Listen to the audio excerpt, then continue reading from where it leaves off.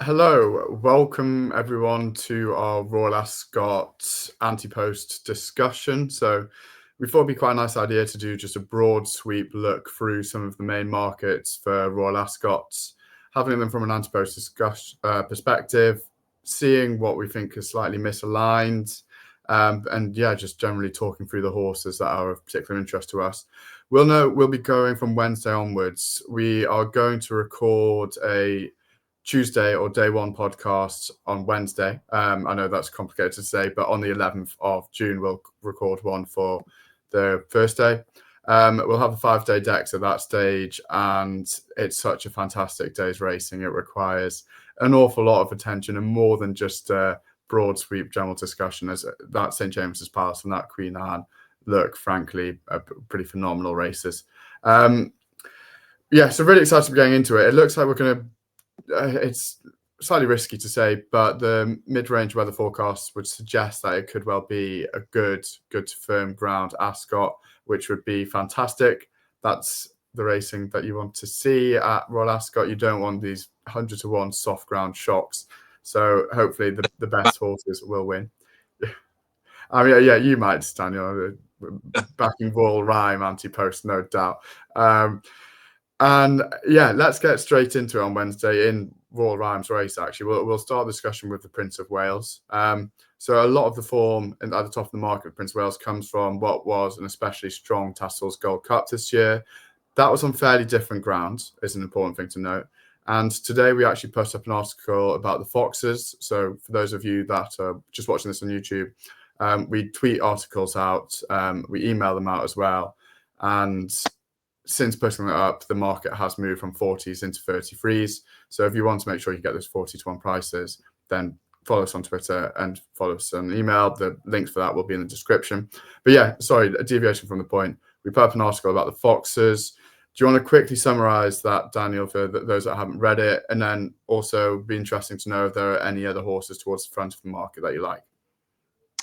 Yeah, very briefly, the rationale for the article today, and we discussed it, was that with the weather forecast set fair, now of course things can change, but there's, a good 5 or 6 horses, really good horses in this prospective Antepost field, won't run if it's good to them, or at least almost certain not to run.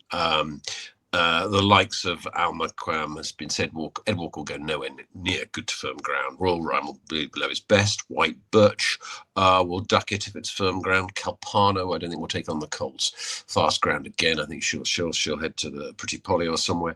And Anmat, I think, is a big doubt. He has one on firm, but Owen Burrows has choices for this horse. He's not going to race every few weeks at his age. I'd be surprised if he didn't duck it on fast ground. So he's a line of blue at the moment, Anmat on odds checker. So I'm quite interested to see that. He's a really good horse, obviously, having run Los Angeles so close last time and looked like the winner, Champion Stakes winner for the course. But on the ground, I'm really not sure he'll run.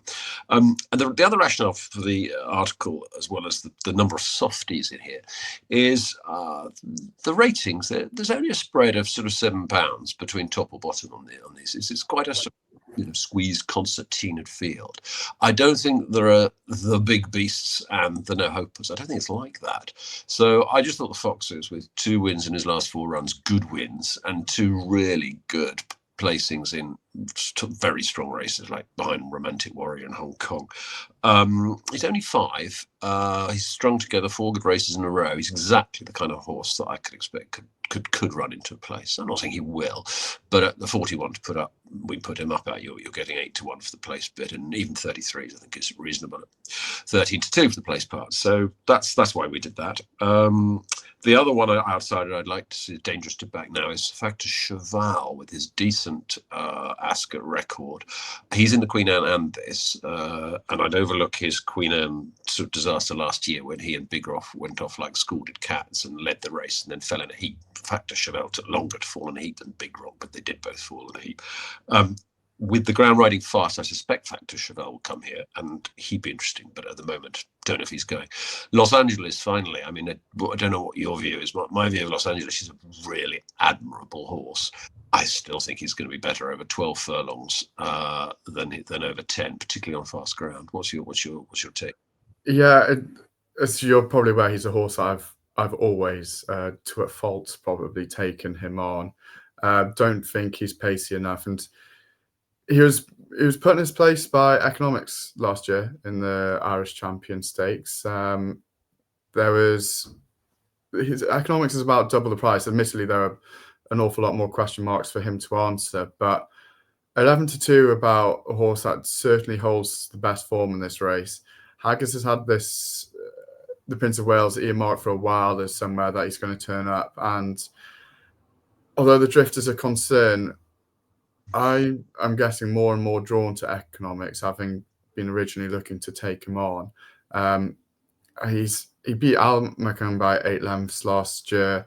All these horses are turning out, and the form is looking possibly even stronger than it did at the end of last year. We can excuse, hopefully, the Irish Champion Stakes. He's notorious for bleeding. So I'm wondering whether Haggis is going to be very careful about the form and the health in which he will have Economics run. And I would have thought he'll be close to 100% or he won't be there. So I'll be keeping my ear to the ground to see any quotes from Haggis. And if there's any positivity, then I would be looking to snaffle up the 11-2. Yeah, no, I get that. Economics, if you throw out the Champion Stakes flop, he's looked absolutely top draw, hasn't he? With just those concerns over having twice bled, there's possibly a bit of fragility there. Has he ever run on really fast summer ground? Yeah, I wouldn't personally touch him in Antepost like he is. Watch the news flow. I know, even if Haggis says, "Oh, he's all thumbs up, A1, let's go," then that's a different story. But he was kind of 7-2, 4-1 favourite for this for quite a while. It's all been a bit drifty, hasn't it? Yeah, it has, which is concerning. I mean, we've seen, especially over the last few days, the power of the market in getting information correct before it's released to the public, with Lake Victoria's withdrawal today. So yeah. Just two we didn't mention there, who we absolutely have to, I think, is Graffar's Map of Stars. Now Wathnan Racing, lightly raced. Come back as a 4-year-old this year, won 2 races very impressively, and just failed to haul in Sosi, also top class in the, I'm going to call it the Eastbourne, but it might have been the Gannet. I get those French races confused. Map of Stars, yeah, I would have thought. He's never been to England, never raced at Ascot, but otherwise he looks pretty solid to run his race. But it's a hot little race. There's some good horses. So and the fact that 7-2 is your favourite, shows that it's a competitive affair. Looking forward to it hugely. Yeah, I mean it's the theme of the whole meeting, to be honest, isn't it? There are not many short price hot pots that we're going to talk about. Besides, Field of Gold is probably the only odds on horse there is, and I think he's gone odds against now. Ruling Court's been declared. So yeah. Just sorry, one thing I forgot. I said the two ones we ought to mention. One was Map of Stars. The other, of course, is Gosden's Ombudsman, who they always said would make a better 4-year-old, and they ran him as sort of what I call low-key Group 3, Group 2s in France, for reasons I didn't quite understand last year. But he came back giving weight away to Almacan and not going down by far on his seasonal debut. That was eye-catching. If he doesn't mind very fast ground, he's a big player. And he's the other line of blue today on odds checker. You can still get 8s with Ladbrokes, but another big player in this really good race. Okay, so the Foxes 33-1 each way. We are still happy with, and then some other interest out there, but waiting for more concrete news and field makeup before making any actual betting recommendations. However, we do have more in the Queen Mary. So 2-year-old fillies over 5 furlongs, been won by some spectacular horses, namely Lady Aurelia in the past. You think this might go to the US once again? So Lanulu article put up at 8 today. She's now into 7s. I assume we're still interested. Could you explain why? 8s to 7s since we put that up. But also since we put that up, I think one of the favourites for this race, who was in both this and the Albany, the exciting Lady Iman, the vibes are out. I think it was on Nick Luck or somewhere that he's likely to bypass the meeting altogether. So, that removes one big rival. And otherwise, it just struck me as a race in which they've got just this one very short price favourite in Zelena. I mean, nothing not to like. She looks a great filly, but really think she's a tremendous filly. She'll come on for her only run, which I think at Nottingham, wasn't it, where she looked good, but it wasn't a time to get you drooling. This Lena Lou has had 2 races. She won on dirt on her debut, and the second or third have worked since. Won since. But then last time out was the key one. She ran something called the Royal Palm at Gulfstream, which is where Crimson Advocate ran and won into before coming here to take this race a couple of years ago. And she won it like a real good, it's kind of 4 lengths back to the second, and then there were the same number of lengths back to the third. The second is being brought over to the Albany because they think a lot of her. The time was good. Bianconi, underrated American trainer, even American. I don't think many Europeans have heard of him at all, but he has actually brought over horses to Ascot back in the last millennium, apparently. He thinks one of the best fillies he's ever trained, and there can be a lot of hype in these things, but on the eye, wow, she looked to have the wow factor. I just thought Sevens was 8s when we put her up was too big. Sevens is reasonable. Not an each way play. You don't want to be backing 2-year-old sprinters each way, which this will be a big field anyway. So 3 places for 17 horse race would be totally unappealing.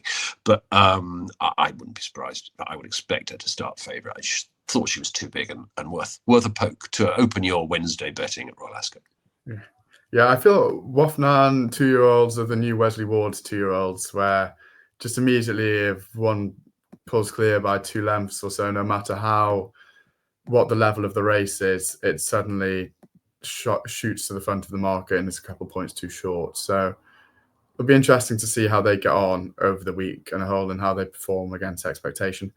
Okay, so that is a wrap for Wednesday, unless you've got anything else to add in any of the other races. I'm not touching the Royal Hunt Cup. And generally, I'm definitely not an Antepost handicap man. No. I'll leave that to you and others. Okay. Yeah. Well, maybe on Friday, on Saturday, even got a bit of interest in More Thunder, and was wondering if 6-1 is still too big, but we won't be covering that in detail today. I don't want to have a big old egg on my face. So let's move on to Thursday, and we will focus on the marquee race of the whole meeting historically. Whether it garners the most interest or not, I don't know.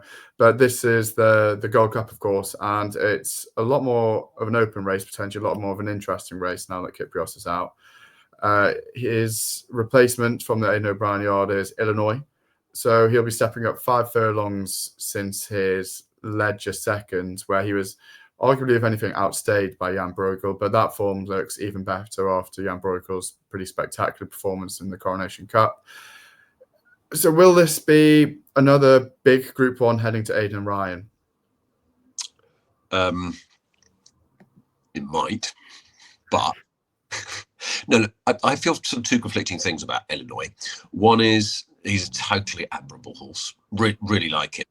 Gutsy, and if you look at his record, he gives you a run for your money, and he's got some great bits of form on his CV. Just nosed out of the Ledger by Jan Bruegel. That doesn't look so bad now, does it? But the fact of the matter is that he's going now for the Gold Cup to replace Kyprios over a distance 5 furlongs further than he's ever run. Now he might be up for it. He might improve for it. He might waltz up with this. He might be the next great stayer, and I'm sure that's what Ballydill hopes. But as a bettor, can you go there at 7-4 when you've got serious alternatives? Candelari could be anything as the next big stayer. Very lightly raced, brilliant winner last time out in a group newly made Group 1 in France, but it had some proper horses behind them, and he won as you liked going away.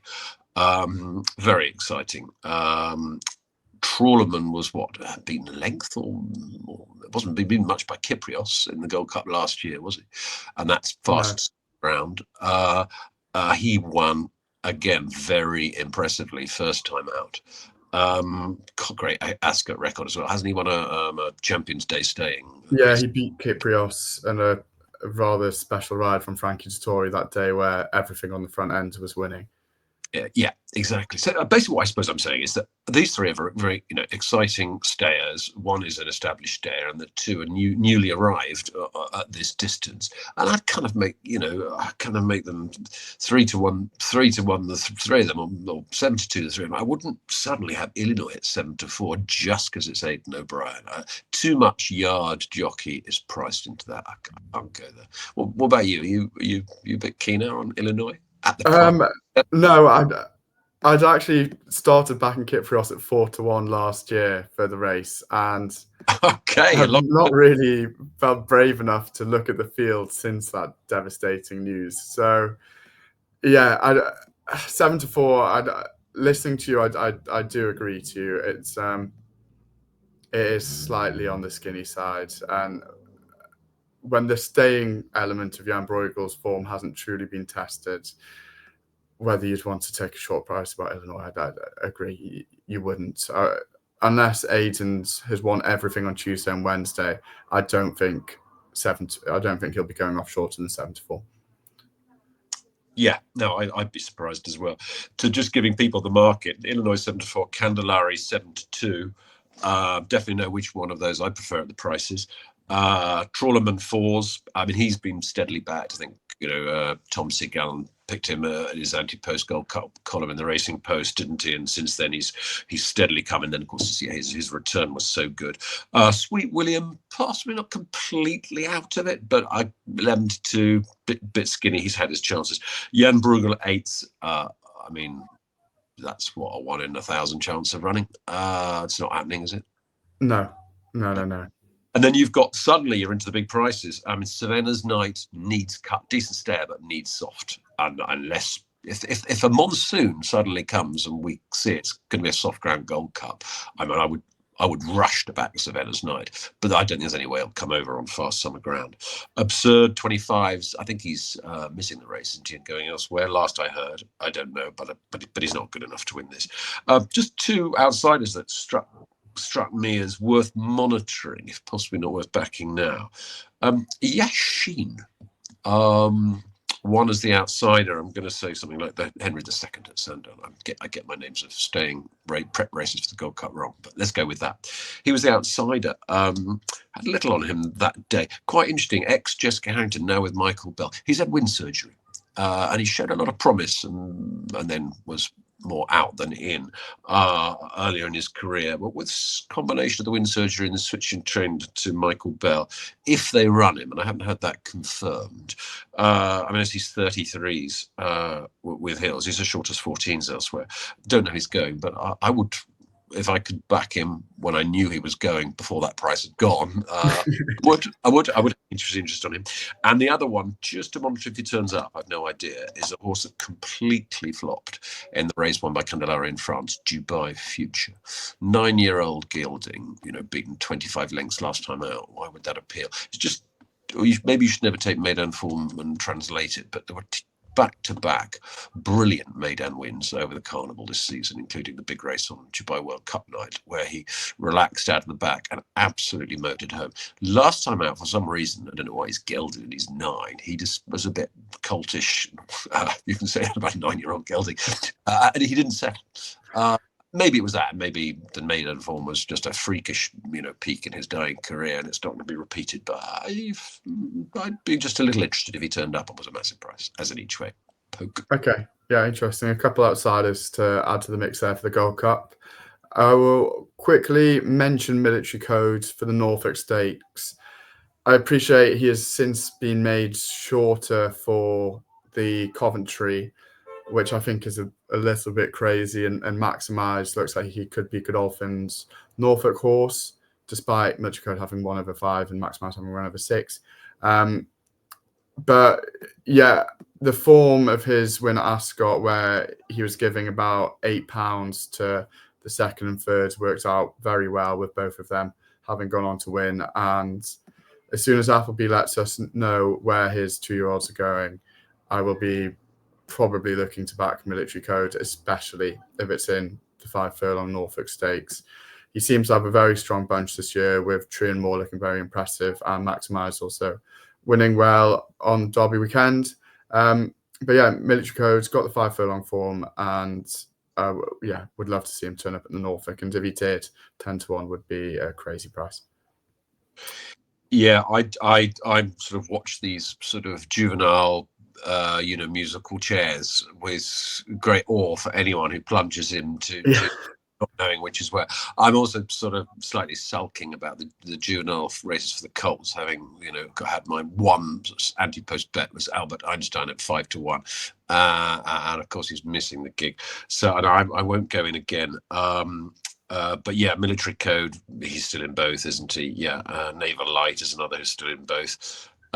So yeah, I'm sitting out and waiting. Oh no, that's not true. I've had an outside flutter on Sandal's Song in the Norfolk. Another American, again, comes from a Gulfstream sprint for George Weaver, he of Crimson Advocate fame, who really rates this horse. I have no idea what to make of the form, but I just thought 25-1. I'll have a little interest in Sandal's Song. Okay, and we didn't plan to discuss this race in too much detail, but for me, I mean, Charles Darwin's 3-1. Well, I assume he'll be stepping up 6 furlongs to replace Albert Einstein in the Coventry. And then we've got Outfielder at 3-1 as well. What are your thoughts on Outfielder? I think I'm going to go. If I go to Escatol, I'll go unfortunately on the Tuesday. Unfortunately, on the Tuesday. Well, yes. Sorry. Just specifically for outsiders. Sorry, definitely on the Tuesday. Less crowded, best days race, flat racing in the calendar, blah blah blah. But no, I'd like to see Outfielder in the flesh. He's apparently absolutely enormous. Do you remember No Nay Never? When that came over, and everyone thought, well, this is a 4-year-old. There's no way this is a 2-year-old. Absolutely giant. Apparently Outfielder same. I just like to see him in the ring against the others. But yeah, I mean the Ward horses, they take so much money. It's such a long established name that they'll run scared of this one. So yeah, no, 3-1 looks a bit short for him. Okay, interesting. I'm just trying to quickly guess up his breeding. He is by Speightstown, who I've never heard of as a sire. Yeah, US does get turf horses. Yeah. Okay. Well, that is longer than we expected to take on the Norfolk. Nothing else to mention on the Thursday, so we will move on to. Surely you've got a Ribblesdale pick for us, Jim. I do not have a Ribblesdale pick. Will's making the mark-in, so I gather she's off to the Pretty Polly. So if you know of an outsider that is going, then maybe it's a good opportunity to get on now. But yeah, I don't. Chances of Whirl going into Group 2 must be close to zero, mustn't they now? Yeah. Aidan said the Pretty Polly this morning, so I assume that's where she'll go. On to Friday, 2 very good, typically Group 1s. The Commonwealth Cup will begin with, so it's a little bit of a muddy picture, but it's just a slight sheen of mud, and the picture underneath looks like it could be clear, with John Quill getting pointed there. Shadow of Light looking more likely now that Ruling Court's probably going to go to St James's Palace. And Babouche being all but confirmed on a day where Lady Iman wasn't confirmed by the trainer. So in recent years, I think there's been Inner Share and Perfect Power Advertise have all won this race, having come down the fields in the Guineas. Shadow of Light looks like he should follow suit really here, shouldn't he? Yeah, it's quite amusing, isn't it? That the only person in the world at Pierce who doesn't know that Shadow of Light is going to the Commonwealth Cup is Charlie Appleby and Shane Mann, because the market has decided for sure. You could still get sort of 7-2, 4-1, not that long ago. He suddenly, I mean, his best price 7-4 now. Yeah. I don't have a memory for such things, but do you remember a shorter priced favourite for the Commonwealth Cup? I reckon 10 Sovereigns went off shorter. 10 Sovereigns, yeah, okay.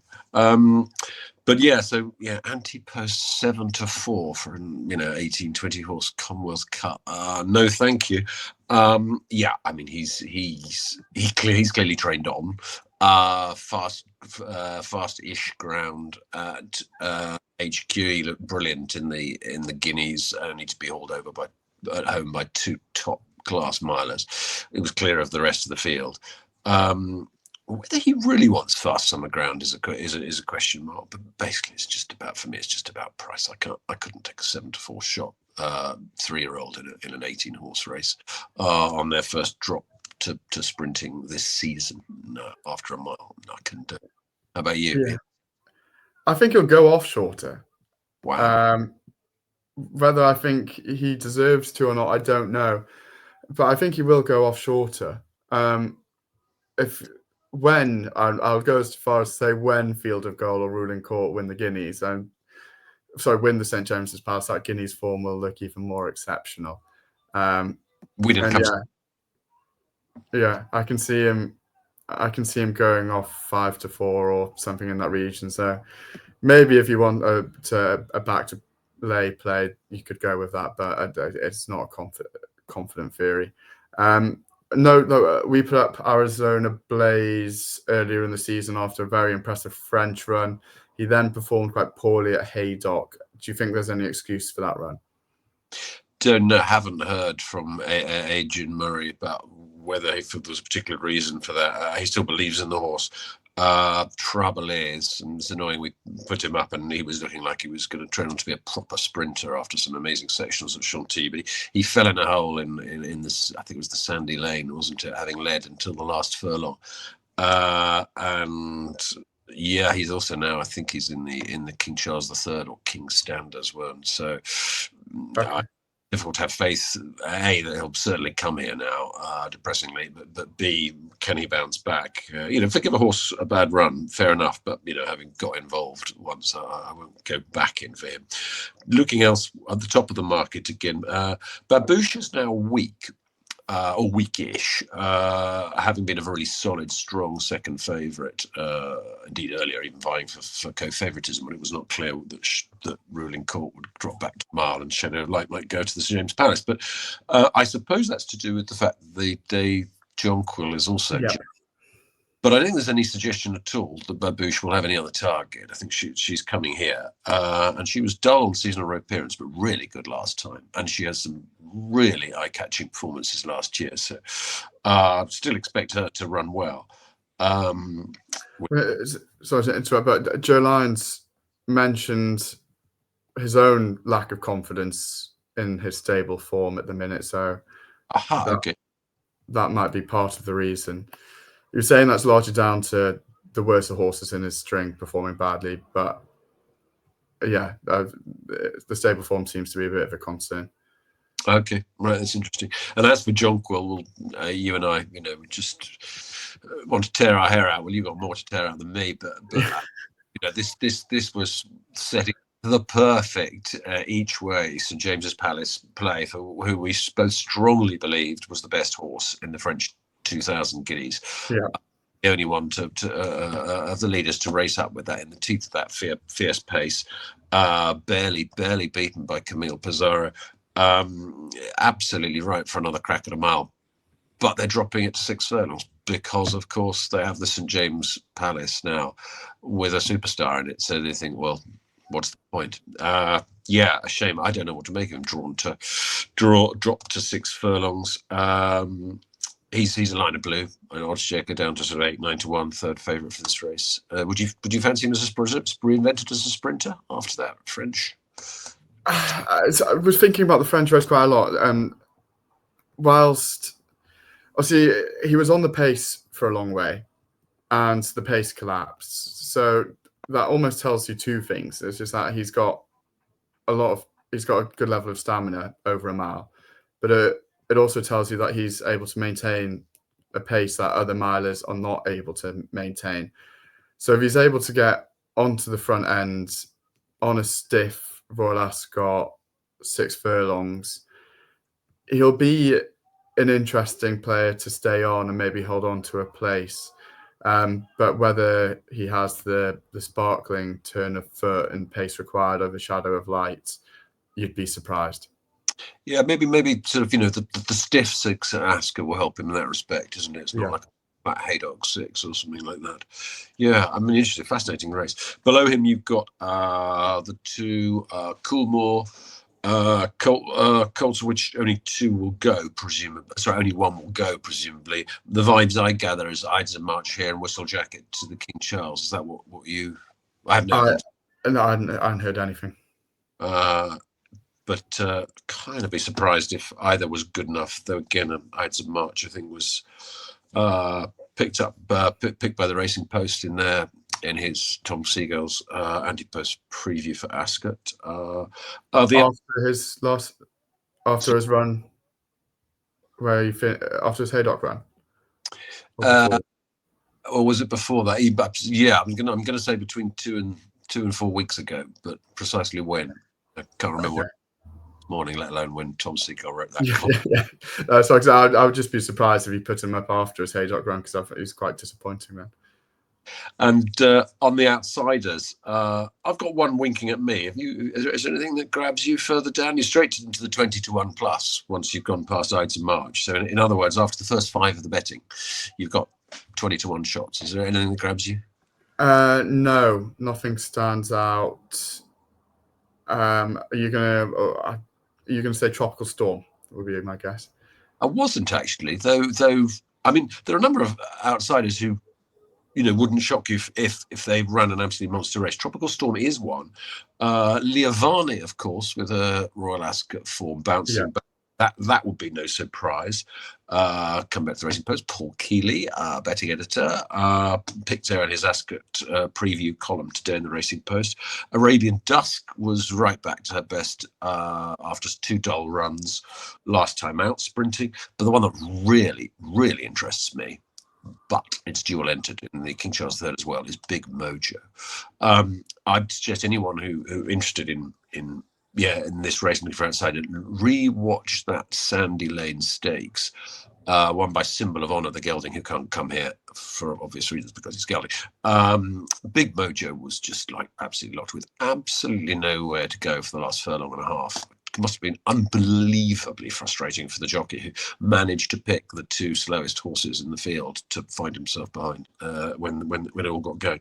And goodness knows, where he would have finished. I presume he would have won without that trouble. And then he would be a very short price for this. They're still, from what I know, watch the news flow, Mick Appleby is still toying with this or the King Charles, but I think Big Mojo is a really good horse, a really good sprinter, a really reliable sprinter. That's the other thing, he's not in and out. So I'll definitely back him if he comes here, but I don't want to lose my money if he's come to the King Charles III. Okay, interesting. Right, that is the Commonwealth Cup covered, and we'll move on to what is a weaker renewal of the Coronation Stakes, and it certainly looks this morning. We're in, I suppose, a pretty fortunate position, though, having put up Zaragana on our Twitter a few weeks ago. 9-2. 9-2. We put her up at. Yeah, 9-2. Yeah, and what she's the ages we said, but we didn't realise quite one each way better the ages it would. Yeah. A bit fortuitous to sitting on that docket now, isn't it? Yeah, it is. But we're due some good fortune in terms of the way the Antepost races went. So this looks a bit of a penalty kick for her, but could you draw similarities between her and Calandagan? Often held up quite far out the back and don't necessarily have the history of winning which their reputation would potentially require. Probably not quite so much. I mean, Calandagan's form figures now read 2-2-2-2, don't they? His last 4. But what races he's been in. Zaragana has been beaten twice. Shocked on Arc Day in the Marcel Boussac for the fillies by a stablemate. Chinner on. I don't think that was a case of her being raced too far off it, but I think a lot of people, and I'm not an expert on such matters, so I won't opine on this, but a lot of people felt that Barcelona gave her an absolute shocker in the French 1000, and she was very lucky to get the interference, to get the win, because basically he was on by far the best filly in the race and shouldn't have needed stuff like the stewards interfering. He should have just won. A very exaggerated waiting ride. Yeah. Maybe, yeah, he'll be told not to do that again. No, I think she's got a really good chance. I think she's a really good filly, and she could well be the best of her bar the unfortunate Lake Victoria, who's not here. We'll hope to see that clash later. But what Lake Victoria falling out does give us, which just changes the dynamic in a positive way from an interesting race perspective, is the possibility of these two interesting supplements. Falakaya, who's already 4-1 despite not being in the race, she'd have to be supplemented, and Kontiki. Falakaya, I mean, caught every race watcher's eye in her race at Newmarket, where despite running sort of really keenly, she tore a field apart in a fast time. Very talented. They've got a dilemma, haven't they? I think they've got, she's the favourite for the Prix d'Anne, the French Oaks, this Sunday. Isn't that right? I don't know. I think she is. So that's what they're toying between. They decided not to go for the Oaks, the English Oaks, the Epsom Oaks. So it's either Sunday for Paris, or do they, which is what the market thinks today, with Lake Victoria gone, do they think, oh, hang on, let's do the Coronation? I don't know which way she's going to go, so it's a risky bet, but she'd be a really interesting competitor, as would Kontiki, who won well last time out. The other one we should mention, of course, the front of the market, now crashed to 5-1 from 12-1, is Exactly, who got the worst of the buffeting in the French 1000 guineas, and was taken out of the DM with a view to presumably replacing Lake Victoria. Yeah. 5-1, that's pretty short. Is she likely to turn around that form as Zerigano, who was given such a dreadful ride? I don't know about you. I can't say. We quite liked Exactly, particularly the prices, I think, didn't we, for the French guineas? But and she snuck into the four place sort of terms with that. But difficult to see her winning here. Or do you think she can take another step forward? No, I'm in agreement. Would have her well held on form with Zaragoza. And yeah, like Bedtime Story, out of the pair of them to come out of the race and improve slightly more. So I'll be following her for the French Oaks. But no,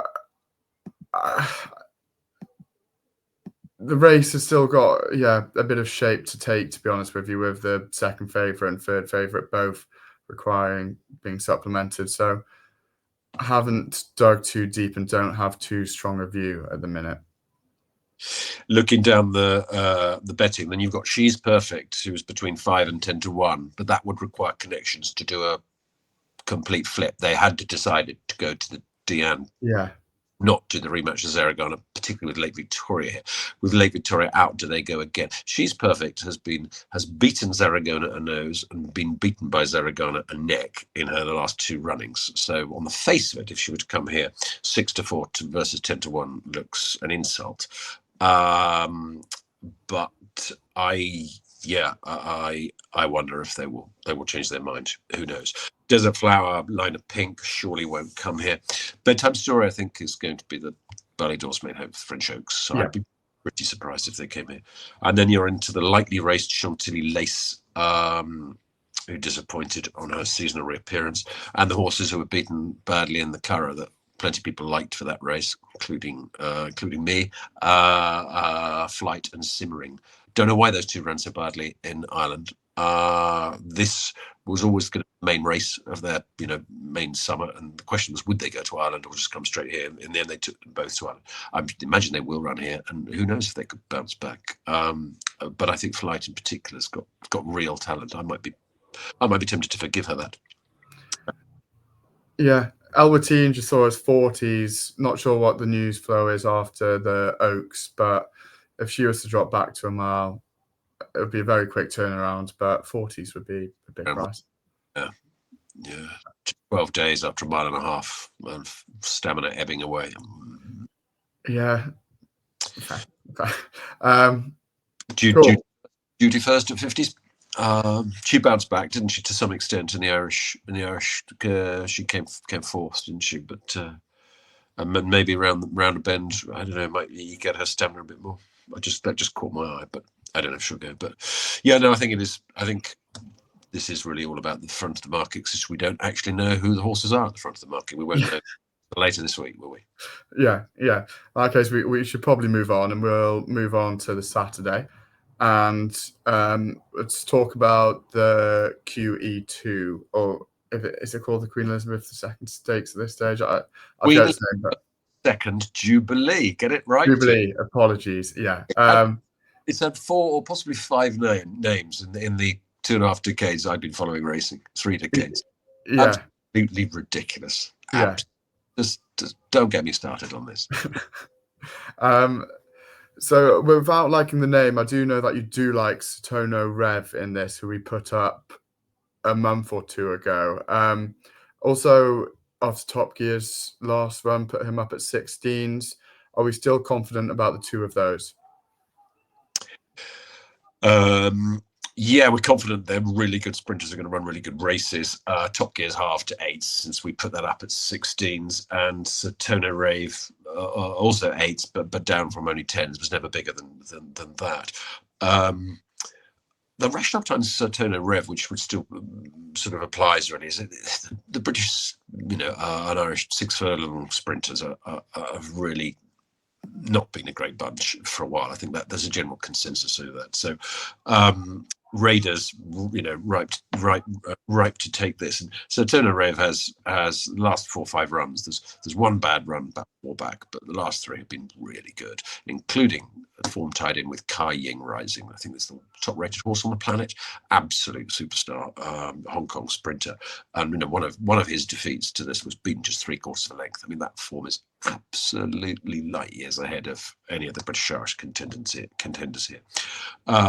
But the interesting thing this year, I think, is the strength of the French challenge. So Top Gear for Christopher Head, who has raised eyebrows by the sheer brilliance of his last 3 wins, but perhaps not in the greatest of company. Very promising, and Head is so excited by this horse. And, he could yet turn out to be a sprinting superstar. But the one who heads the market, pretty short price now, 7-2, is Lazat. Lazat is one to watch some of his replays of his recent races. His last one, where he absolutely trounced inferior opposition at Chantilly. He was a demolition job in the Group 1 Maurice de Geest at Deauville last summer over 6.5 furlongs. Yeah. He went to Australia, didn't quite get home in the Everest over 7.5 furlongs, then flopped in Hong Kong. What worries me about Lazat, even though the sectionals he runs are really quite exciting, and he should have a massive chance, is his really best eye-catching performances have been on flat French tracks against questionable opposition. Just like some horses can run monster performances if there's nothing around them to make them feel inferior. It's almost like my ego is my ego is being stroked here just because I'm so much better than this lot. This is going to be a proper race. So he'll have Top Gear, he'll have Satono Rev, he'll have Storm Boy, we'll mention in a minute, but flopped on the Australian import for Ballydoyle, flopped on his first start, but could bounce back. Decent, The really. Started to come for Storm Boy. He's back into 7-1 now. Yeah, he went right out to 16s after that. Both this and the King Charles, but then the decision was clearly made. He's coming here, and he's now best 7s, 9-2 in places. That seems a bit short for me, but yeah. So Lazat's got these to deal with. He's got Inisherin, who we have to mention, 5-1 second favourite, so good in the Commonwealth Cup last year, and the words course and form. Just you can't get that out of your mind with this horse. He looked so good. Won well on his return when was said to be needing the run in advance. And you'd have thought he'd have to run well. So in short, I think Lazat has got a lot of good rivals, and it wouldn't surprise me if Clapston fell in a hole. It wouldn't surprise me if he won well either, but I wouldn't go near him at that price. It's a race to savour. Really, really interesting race. It is a phenomenal race, and just a couple more threads to add to the anti-Lazat argument is the ground that he's been running on is potentially a good bit softer than he'll be running on here, and just doubling down on the points, the level of opposition, the horses that he was beating in the Group 1s, I wouldn't have said they're quite Group 1 class. Extra, Bavatier, disappointed when he came over to the UK. And then on his recent run, I'd never heard of or don't recognise the name of the horse that came second in his comeback in France this year. So, yeah, I would be quite excited about taking him on, but it's actually probably one of the best races of the week. This is kind of blue as 10s, and he won the Group 1 on Champions Day over 6 furlongs. Again, course and distance. Yeah, he went very close in something like the Haydock Sprint Cup as well, didn't he? I mean, he's a proper kind of blue, and he had a complete farce of a no-show. They dropped him to 5 for his reappearance in France, and he completely blew the start, and that was over. I would want to see rain for him. There are a couple would be really interesting if the rains came. Kind of Blue is one, and the outside James's Delight is the other. But without that, yeah. And anything else in the down the betting in this catch your eye? I was caught by Flora of Bermuda, who was very eye-catching in Sharon's race. But again, she's one of these ones where she's in both this and the King Charles III. So yeah. Initial reaction when I saw the 20s was, is she therefore going to the King's Stand or King Charles? Because felt that was probably slightly too big. So we'll wait to hear about her. But yeah, I guess a moment's sadness for your weekly PL without your Cardam rescue bet coming in for the Saturday. Absolutely, Cardam 100 to 1 2 years ago. Absolutely, it'll never happen again when I'm at Ascot. Never ever. And then he won it again the following year, and he was until a couple of days before the race. He was 25 to 1. I wish he was going for the 3P. I wouldn't fancy him if he was, but they may put him out to a crazy price again. Yeah. But no, nothing else. I mean, the front end of the market is so stacked with such interesting angles. To be honest with you, it's the entire world is represented here in different forms, and incredibly intrigued by this race. Absolutely, yeah, no, ditto. It's the only Group 1 on the final Saturday, isn't it? The other big race is it's the Hardwick, isn't it? The Hardwick, yeah. Group 2. So, yeah. And the Hardwick, I'm not seeing an Antepost market on at the minute. Is there anything, therefore, in the Wokingham or the Chesham that you want to mention? How many ways can I say no, James? The only thing I've said about the Chesham is I mean, the big question there is where this incredibly exciting colt Treanmore goes for Godolphin. Yeah. In the Coventry, and he was very arresting on the eye to everyone who watched when on his only appearance to date. So I'll watch that with interest. But yeah, no, I'm not getting my fingers burnt on any Wokingham. No, sir.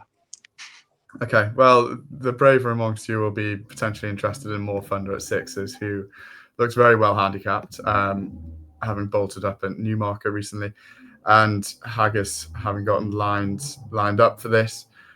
But yeah, certainly do not want to seriously recommend a 6 to 1 shot and a Royal Ascot handicap 2 weeks out. So yeah, that is it. That is our run through. That is our discussion of Royal Ascot Wednesday to Saturday. As mentioned, we will be doing a Tuesday preview in 2 days' time. So keep your eyes peeled for that. Thank you very much for making it this far. And please do let us know if you're sat on any nice bets currently, if there's anyone you fancy at the current prices. Really enjoying reading your comments, responding to them, and listening to what you have to say. So thank you very much, everyone. Again, sorry for another little plug for the Twitter and for the website where you get access to the emails, but do check it out because we've had 2 tips go up there today, which have since been trimmed in by at least sort of 10%. So it's valuable for your betting positions going into the week. James, I just remind people. So we post them on the website, theanteposter.com, and then the email goes out to subscribers, and then a few minutes later we put it out on Twitter. So the email subscribers do get our info first when we put something up. Yeah, perfect. One of the mispricing alerts, we've only got time to flash it on Twitter because there's seconds to get the message out. Yeah, cool. Right, thank you very much, and look forward to seeing all of you in our Tuesday day one preview. Goodbye and thanks.